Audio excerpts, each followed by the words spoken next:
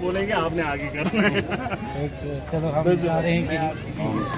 क्या यहाँ पर बड़े बहुत देखिए जो आप कर सकते हैं वो क्योंकि इस वक्त लीडर का जो मयार है वो गिर चुका है। आप समझ रहे हैं मुझे आप बोलोगे मेरी आंतरिक कॉन्स्टिट्यूंसी नहीं और मैं इतना बड़ा आदमी नहीं हूँ कि मैं अभी बोल दूँ तो कारनामा बात गया। लेकिन अगर आप चाहोगे इतने लोग यहाँ पर अपनी मुसीबत के लिए एक साथ जिस दिन लड़ोगे ना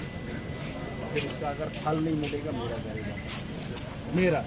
मगर अगर इतने लोग एक साथ इलाके के मफाद के लिए खड़े हो जाओगे चाहे इलेक्शन हो या ना हो लीडर आपका है या नहीं एक दिन खड़े हो जाना सड़क पे और उसके बाद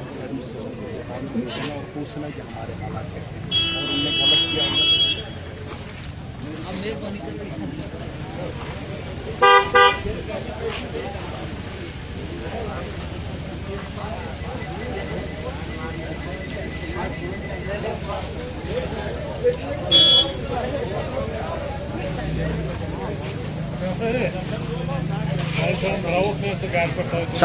शफकत भाई